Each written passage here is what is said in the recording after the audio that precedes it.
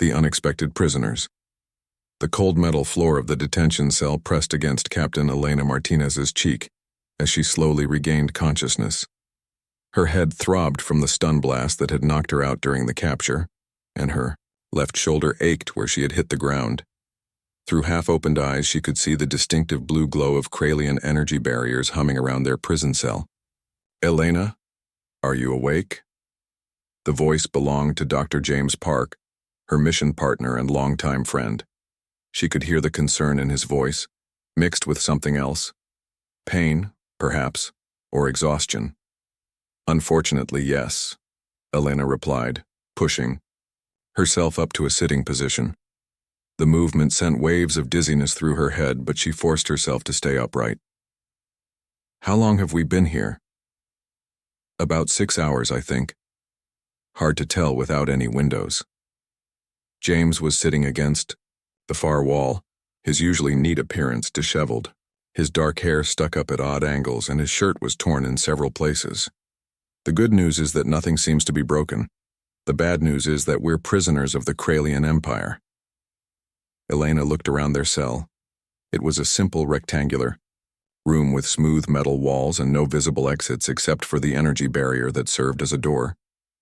The air had a metallic taste that made her tongue feel dry, and the constant humming of the barrier created an annoying background noise.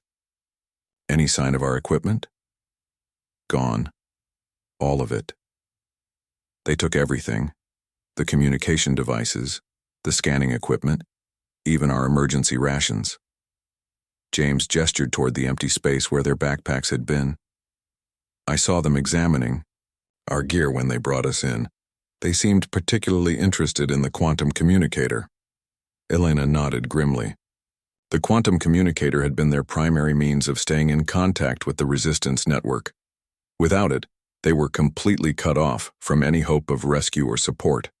She had spent 3 years developing that device, working with salvaged parts and stolen Kralian technology to create something that could punch through the enemy's communication jamming. Now it was in alien hands, probably being taken apart by their scientists. The sound of approaching footsteps echoed through the corridor outside their cell. Elena and James both tensed, preparing for whatever was coming. The footsteps had an odd rhythm, not the steady beat of human walking, but something more complex.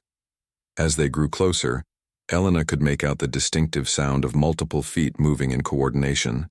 The energy barrier flickered and disappeared with a soft whoosh. In the doorway stood a figure that made Elena's blood run cold. Commander Thekvar was over 7 feet tall, with the typical Kralian body structure: 4 arms, crystalline skin that reflected light in rainbow patterns, and large black eyes that seemed to see everything. He wore the dark blue uniform of the Kralian military, with silver markings that indicated his high rank. "Humans," Thekvar said, his voice carrying the musical quality that all Kralians possessed, but there was no beauty in his tone, only cold amusement. "You have caused us considerable inconvenience." Behind him stood Lieutenant Zixra, a smaller Kralian with green-tinted crystalline skin. She carried a scanning device in 2 of her hands and a weapon in the 3rd. Her 4th hand was empty, but Elena knew it could produce energy blasts if needed. The Kralians were natural energy manipulators, able to channel power through their crystalline skin structure. "Commander," Elena said, getting to her feet slowly. She kept her voice steady despite the fear churning in her stomach. "I wish I could say it was a pleasure to meet you." Thekvar's expression shifted slightly. What might have been the equivalent of a smile on a human face. Such defiance, even in defeat. "Your species is remarkably persistent, if not particularly intelligent." "Intelligence is relative," James said, also standing. "From our perspective, strip mining inhabited planets doesn't seem very smart either." The Kralian commander moved into the cell, his forearms held relaxed at his sides. "Your perspective is limited by your primitive understanding of galactic politics. The Kepler 442 system contains resources that are essential for the expansion of the Kralian Empire. The presence of a few thousand human colonists is inconsequential." Elena felt anger rising in her chest. Those few thousand colonists included her younger sister, her nephew, and hundreds of friends and colleagues who had spent years building a life on this remote world. They had come here to escape the conflicts of the inner systems, seeking peace and the chance to build something new. Instead, they had found themselves in the path of an empire that saw them as nothing more than obstacles to be removed. Those colonists are people with families, dreams, and the right to exist, Elena said, her voice hardening. They're not just numbers in your expansion calculations. Rights are a luxury that weak species cannot afford, Tekvar replied. Your resistance efforts have been admirable in their persistence, but ultimately futile. We have superior technology, superior numbers, and superior tactics. Your little sabotage missions are nothing more than minor inconveniences. Elena thought about the mission that had led to their capture. They had spent weeks planning an attack on the main Kralian mining facility, hoping to disrupt the operation, long enough for the colonists to evacuate. The plan had been complex, involving multiple diversions and carefully timed explosions. Instead, they had walked straight into a trap, captured before they could even begin their sabotage attempt. You're right, Elena said quietly. Our mission was a failure.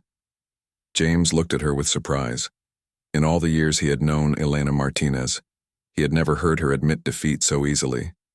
She was the kind of person who would keep fighting, even when the odds were impossible. Her sudden surrender was completely out of character. Finally, some wisdom, Tekvar said, his tone becoming more pleasant. Perhaps you are capable of learning after all. Lieutenant Zixra has been analyzing your equipment. We are particularly interested in your communication technology.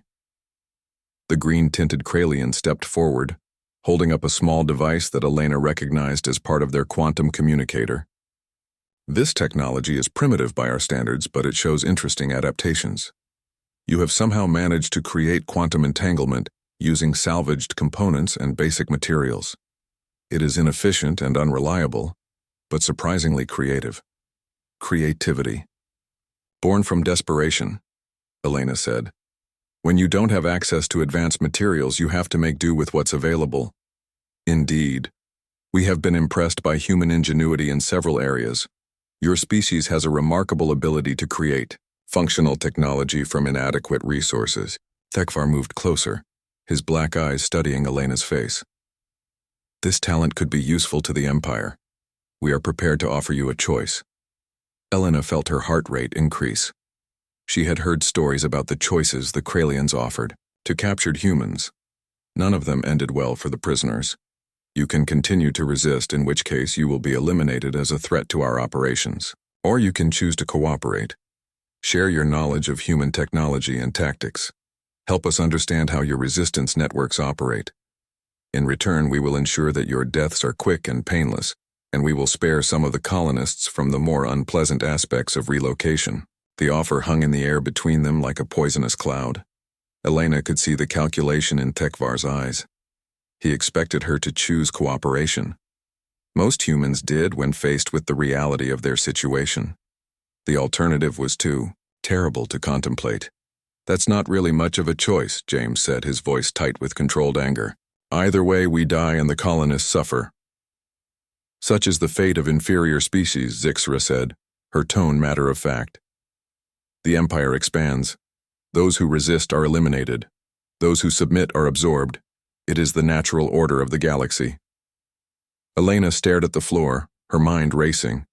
Everything they had worked for, everything they had sacrificed, had led to this moment. Their resistance network was compromised, their technology captured, their mission failed. The colonists they had tried to protect were still in danger, and now they faced the choice between betrayal and torture. But as she looked at the floor, Elena noticed something that made her heart skip a beat. There, barely visible in the dim light, was a tiny indicator light built into the sole of her left boot. It was flashing in a steady pattern, 3 short pulses, 3 long pulses, 3 short pulses again. The universal distress signal, repeated, over and over. The signal meant that the hidden transmitter in her boot was still active, still broadcasting. The Kralians had been thorough in their search, but they had missed the most important piece of equipment Elena carried. a transmitter so small and so well hidden that even their advanced scanners hadn't detected it. Elena raised her head and looked directly at Commander Thekvar. For the first time since their capture, she smiled. You know, Commander, you're absolutely right about one thing. Human technology is primitive compared to yours. Our communicators are unreliable, our weapons are inadequate, and our ships are cobbled together from civilian parts. She paused, her smile widening. But there's something you don't understand about humans. And what is that? Thekvar asked, his tone suggesting he was humoring her. We're very good at hiding things, and we're even better at planning for failure. Elena's smile became a grin. You see, our mission wasn't really a failure. It was exactly what we expected to happen. The two Kralians exchanged glances, their crystalline skin shifting to a darker shade that Elena had learned indicated confusion or concern. What are you saying? Zixra demanded.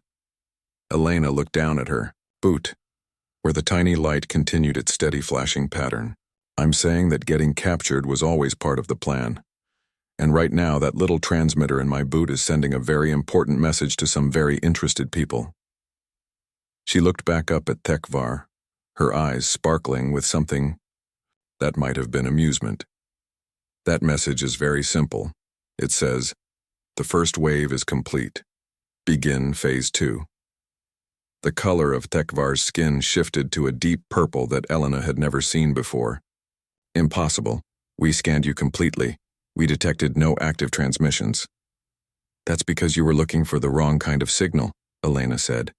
You were scanning for quantum communications, electromagnetic transmissions, subspace frequencies. But sometimes the old ways are the best ways. She lifted her foot slightly, showing them the bottom of her boot. Mechanical pulse transmitter.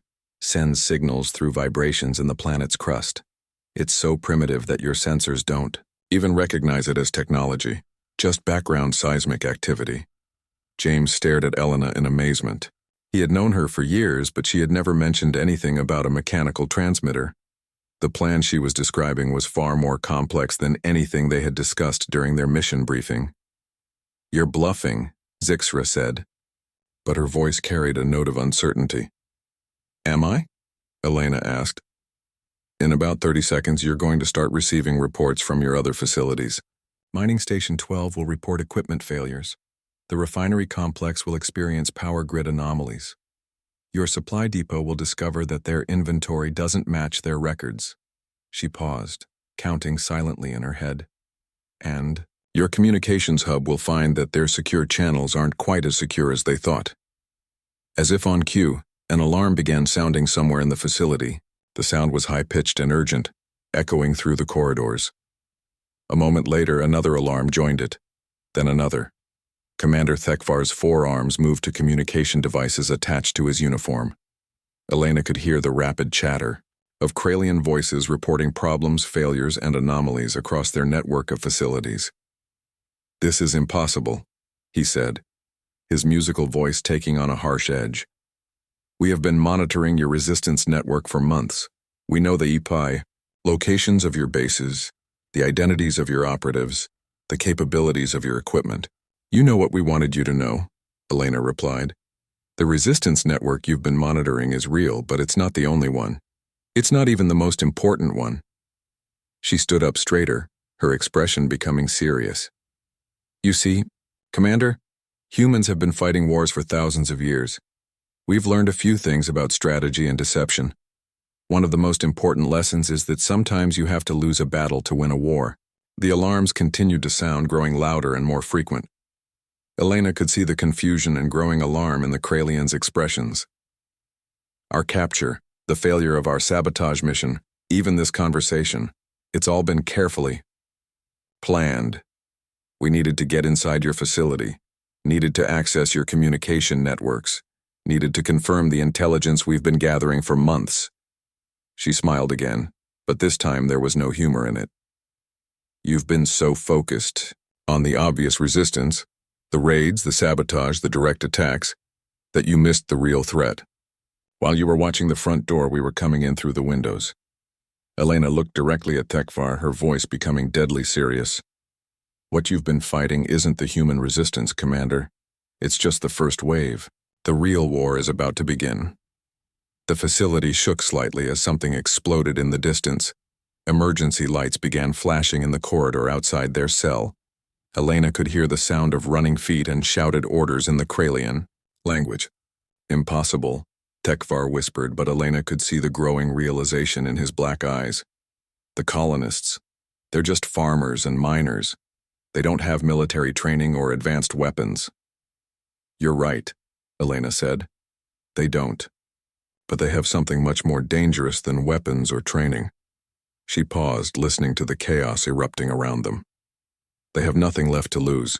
The lights in their cell flickered and went out, leaving them in darkness except for the glow of the Kralian's crystalline skin. In the distance, Elena could hear the sound of explosions and weapons fire. "Tell me, Commander," she said into the darkness. "Have you ever seen what happens when you corner a species that refuses to give up? The web of deception." The emergency lighting cast eerie red shadows across the detention cell as Commander Tekvar tried to process what Elena Martinez had just revealed. His forearms moved frantically across his communication devices, each one bringing worse news than the last. Mining operations across 3 sectors were reporting simultaneous equipment failures. Supply convoys were missing their scheduled check-ins. Most disturbing of all, their supposedly secure communication networks were experiencing what could only be described as systematic infiltration. "This cannot be happening," Tekvar muttered, his crystalline skin shifting through colors that Elena had never seen before. "Our intelligence networks are the most advanced in the galaxy. We have been monitoring your resistance cells for months."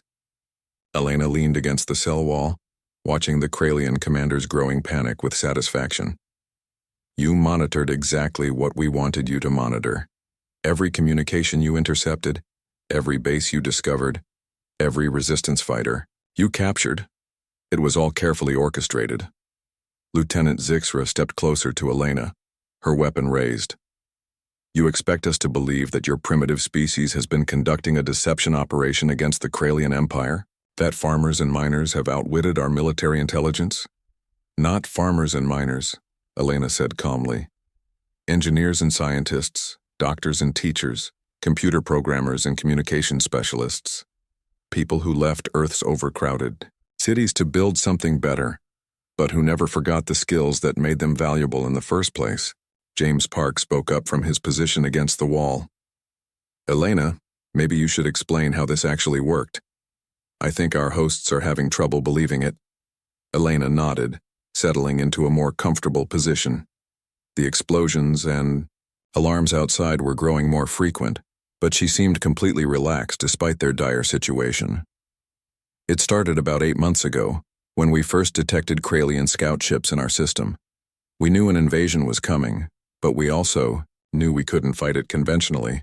She gestured around the cell. "You're right about our limitations. We don't have military-grade weapons or advanced warships. What we do have is something your empire has forgotten: the ability to think creatively when survival is at stake." 3 months earlier, in the underground bunker that served as the colonists' emergency shelter, Elena had stood before a room full of frightened but determined faces.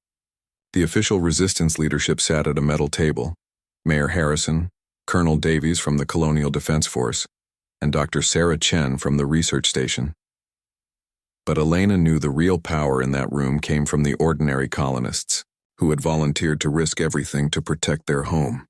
"We can't win a direct fight," Elena had told them. "But we don't need to win a direct fight. We need to make them think they're winning while we gather the intelligence necessary for a real victory." The plan she had outlined was ambitious and dangerous. It required creating 2 separate resistance networks, one visible and one invisible. The visible network would conduct obvious operations that the Kralians could easily detect and monitor.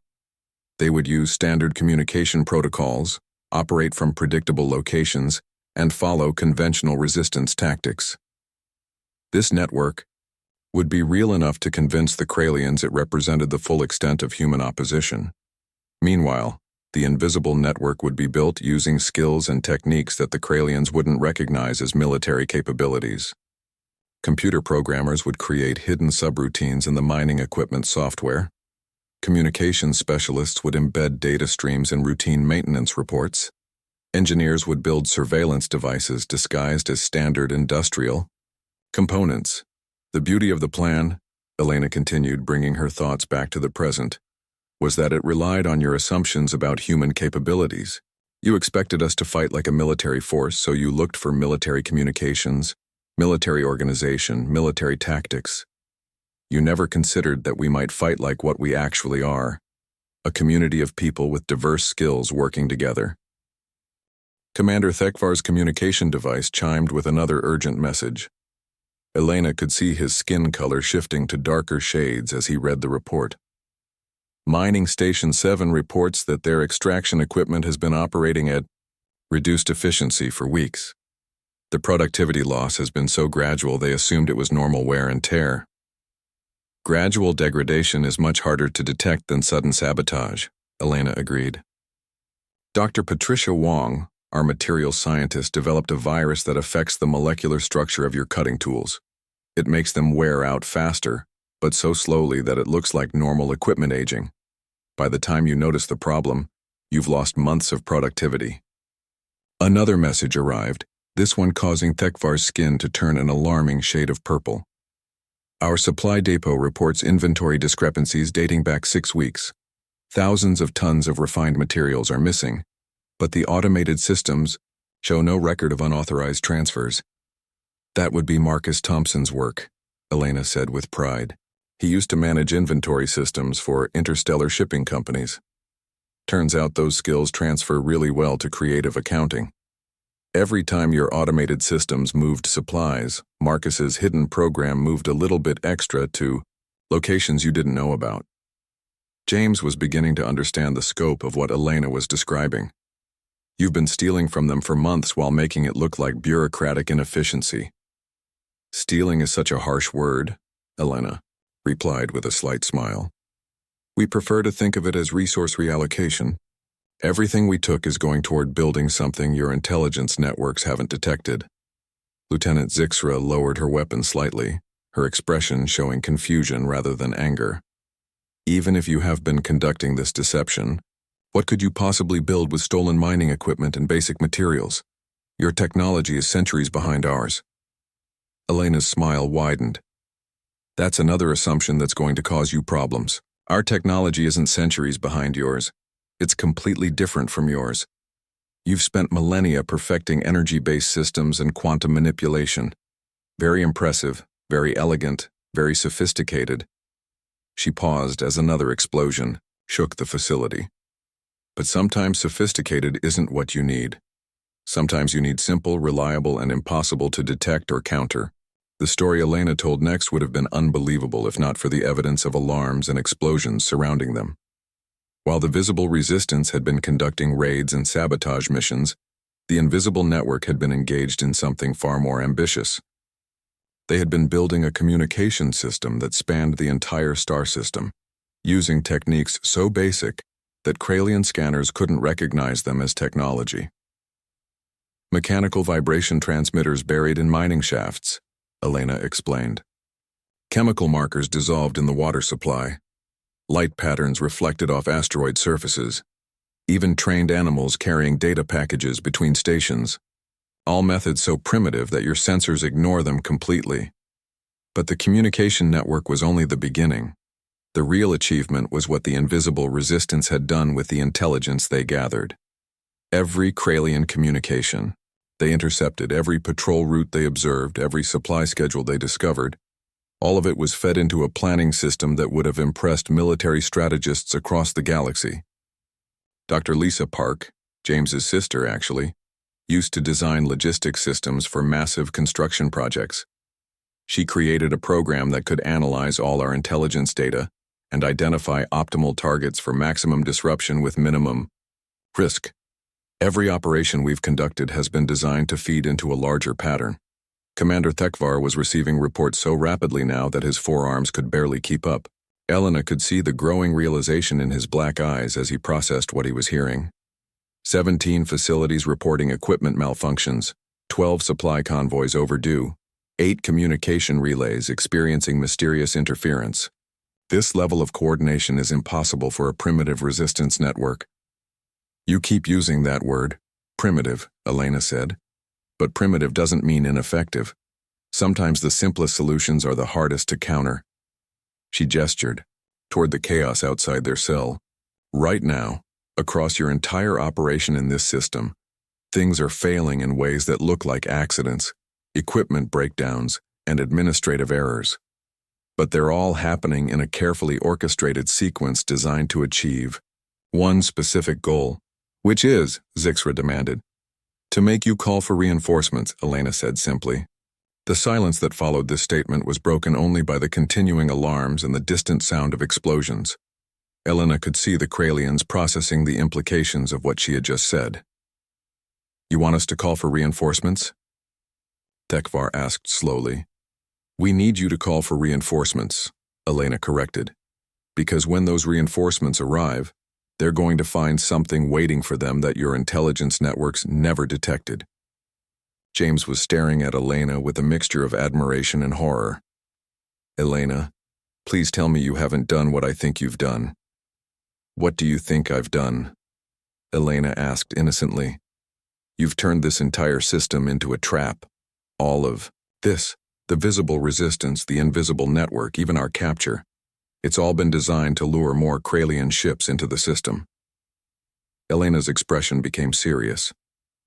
The colonists voted on it. Unanimous decision.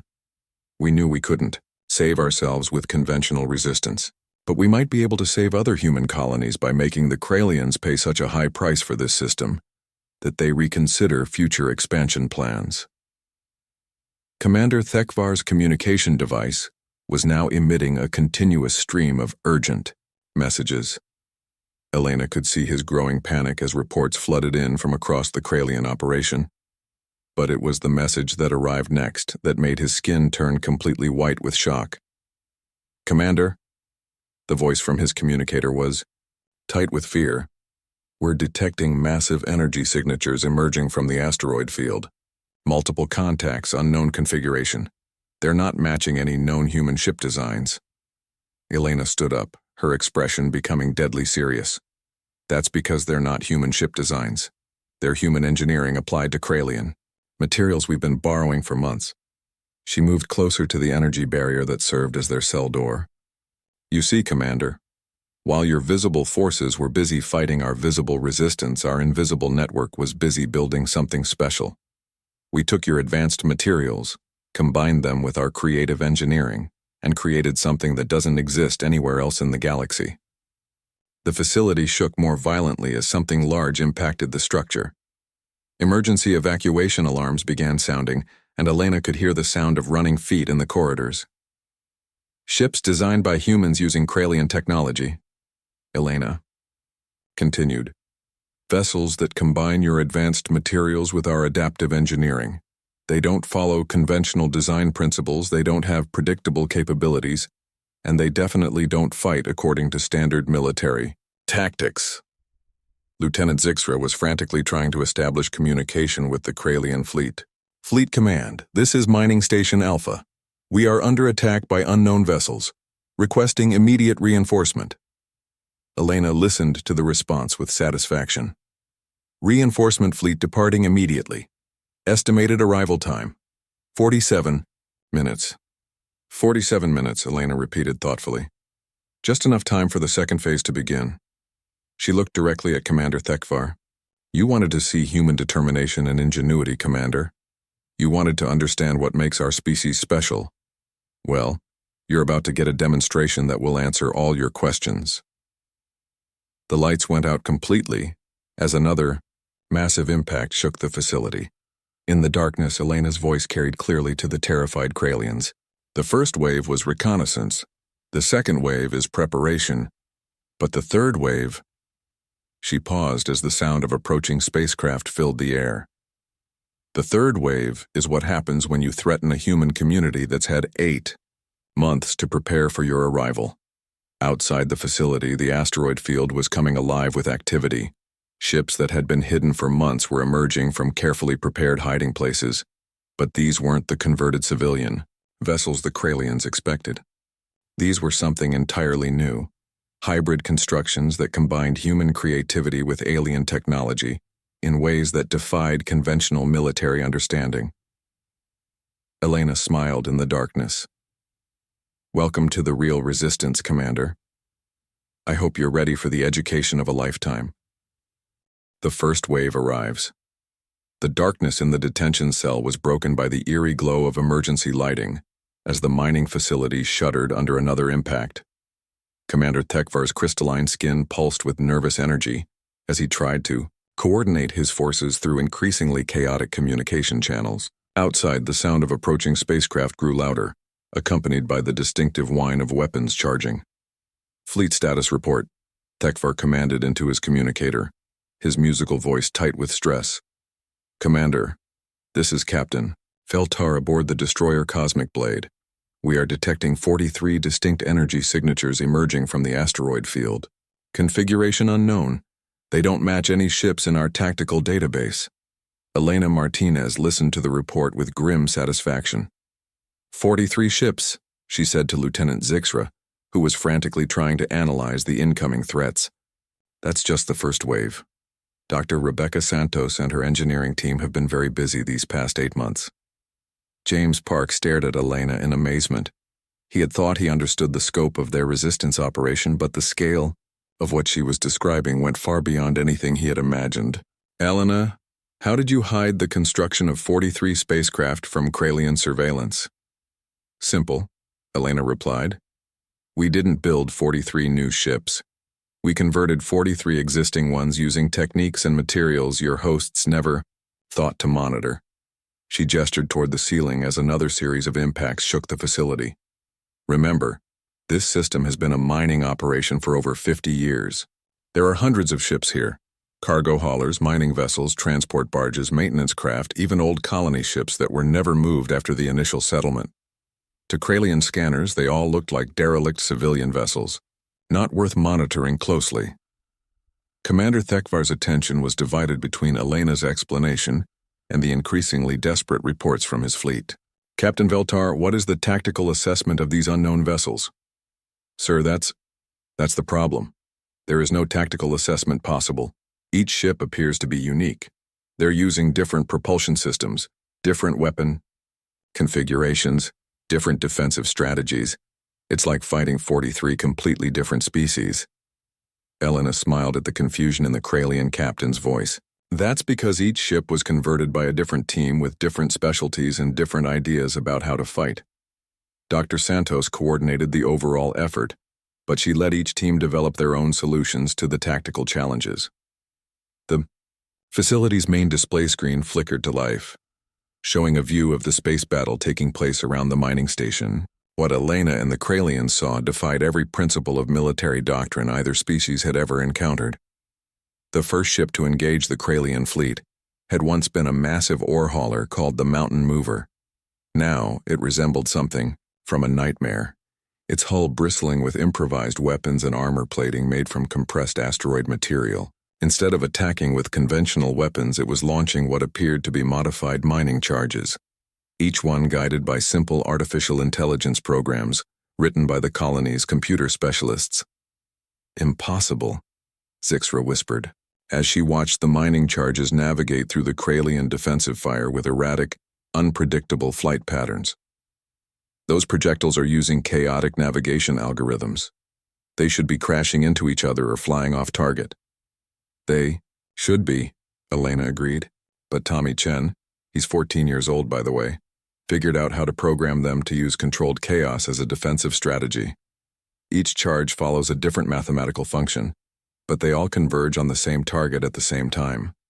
It's like trying to shoot down a flock of very angry, very explosive birds. The Mountain Mover's attack was only the beginning. As the Kralian fleet moved to engage it, more ships emerged from the asteroid field. A converted passenger liner had been transformed into a mobile command center, its hull covered with communication arrays and sensor equipment, that allowed it to coordinate the chaotic battle with surprising efficiency. A pair of cargo ships had been linked together and converted into a weapons platform that launched clouds of metallic chaff mixed with tiny explosive devices, creating a defensive screen that was impossible to penetrate with energy weapons. Each ship is fighting according to its own tactical doctrine, Elena explained as they watched the battle unfold.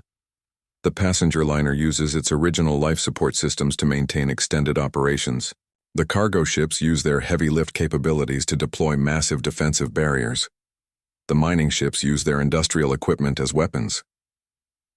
Commander Thekvar watched in growing horror as his sophisticated fleet struggled against what appeared to be a collection of improvised civilian vessels. This is madness. There's no coordination, no strategic planning, no unified command structure. How can such chaos be effective? Because chaos is exactly what makes it effective, Elena replied. Your tactical computers are designed to analyze patterns, predict enemy movements, and develop counter-strategies. But how do you develop a counter-strategy against an enemy that doesn't follow any consistent strategy? On the display screen, a converted scientific research vessel was demonstrating Elena's point perfectly. The ship had been equipped with the same deep space sensors it had always carried. But now those sensors were being used to detect Kralian shield frequencies and transmit targeting data to other human vessels. When the Kralians tried to jam the sensors, the research ship simply switched to different detection methods: gravitational sensors, magnetic field detectors, even visual observation using telescopes. Adaptive technology, James said with understanding. Instead of building ships that are optimized for specific functions, you built ships that can change their functions as needed. Exactly. And the best part is that none of this technology is particularly advanced. It's all based on principles and equipment that humans have been using for decades. But when you combine basic technology with creative thinking and desperate determination, you get results that can surprise even the most sophisticated enemies. The battle was becoming more intense as additional Kralian ships arrived from other parts of the system. Elena could see that her people were outnumbered, but they were using that disadvantage as a tactical asset. Instead of trying to match the Kralian ship for ship, the human vessels were working in small independent groups that could appear anywhere and strike any target. A group of 3 converted mining ships demonstrated this approach by attacking the Kralian flagship from 3 different directions simultaneously. One ship approached from above, using its drilling equipment to bore through the flagship's upper armor. Another attacked from below using magnetic grapplers to attach itself to the hull and begin cutting through the metal plating. The third ship approached from the side, using its ore processing equipment to launch a stream of superheated metal that acted like a massive cutting torch. Coordinated individual action, Elena observed. Each ship captain makes their own tactical decisions, but they all share information and support each other's efforts. It's how human communities have always worked. Independent people cooperating toward common goals. Commander Thekvar's communicator was now providing a constant stream of damage reports and requests for assistance. Elena could see that the Kralian forces were beginning to panic as their conventional tactics proved ineffective against the human approach to warfare. Commander, this is Captain Veltar. We need reinforcements immediately. These human vessels are using tactics we've never encountered. They're not fighting like a military force. They're fighting like what, Captain? Thekvar demanded. Like a community defending their home, sir. Every ship seems to know exactly what every other ship is doing, but they're all making independent decisions. It's like fighting a single organism with dozens of different brains. Elena felt a surge of pride at the captain's assessment. That's exactly what we are, Captain. We're not a military unit following orders. We're neighbors helping neighbors, families protecting families, friends supporting friends. And that makes us much more dangerous than any army. The tide of battle was beginning to turn as more human ships emerged from hiding places throughout the asteroid field. Elena watched as a converted space station, the old mining platform that had been abandoned years earlier, slowly maneuvered into position and began deploying massive cargo nets filled with debris and explosive charges. The nets created floating minefields that forced the Kralian ships into increasingly narrow maneuvering spaces. Status of the reinforcement fleet? Elena asked casually. Thekvar checked his communicator. 37 minutes until arrival. Perfect timing, Elena said. That gives our people enough time to complete the preparations for Phase 3. Lieutenant Zixra looked up from her tactical display. Phase 3? What could be worse than what we're already facing? Elena's expression became deadly serious. You still don't understand what you're really fighting, do you? You think this is about 43 converted ships and a few hundred desperate colonists.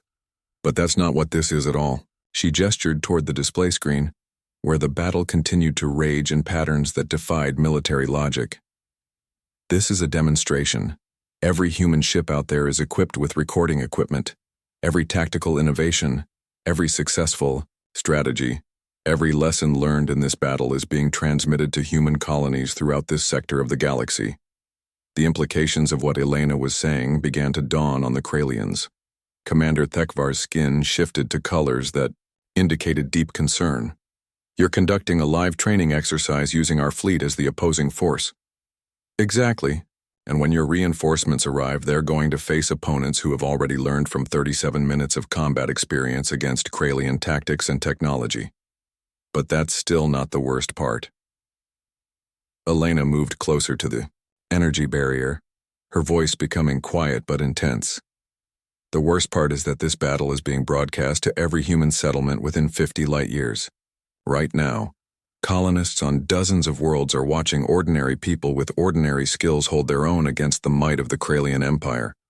They're seeing that resistance is possible, that victory is achievable, that humans don't have to surrender to alien conquest. She paused, listening to the sound of explosions and weapons fire outside. You came here to take one small colony and add its resources to your empire. Instead, you've given the human resistance movement the greatest recruitment tool in history, proof that humans can fight back and win. Commander Thekvar stared at the tactical display, finally understanding the true scope of what the humans had accomplished. This entire operation, the capture, the intelligence gathering, even this battle, it was all designed to create a propaganda victory. Not just propaganda, Elena corrected. Proof. Humans across the galaxy are seeing that the Kralian Empire can be defeated. More importantly, they're learning exactly how to do it. Every tactic we've used here can be replicated by other colonies with the same basic resources and determination. The battle outside was reaching its climax as the last of the human ships emerged from the asteroid field. Elena could see that her people had achieved something remarkable. They had fought the Kralian fleet to a standstill using nothing more than converted civilian vessels and creative tactics. But even more importantly, they had demonstrated something that would echo across the galaxy. Humans didn't need advanced technology or military superiority to defend themselves. They needed only the willingness to fight and the creativity to find solutions to impossible problems. Your reinforcement fleet will arrive soon, Elena said to Commander Thekvar. And when they do, they'll face opponents who have learned everything there is to know about fighting Kralian ships. They'll face tactics that have been tested and proven in actual combat. And they'll face a human community that has already shown it can win. She smiled, but there was no humor in her expression. You wanted to conquer one small colony, Commander. Instead, you've just taught the entire human species how to fight back. I hope the resources on this planet were worth starting a galactic war. Outside the facility, the first wave of human ships prepared for the arrival of Kralian reinforcements.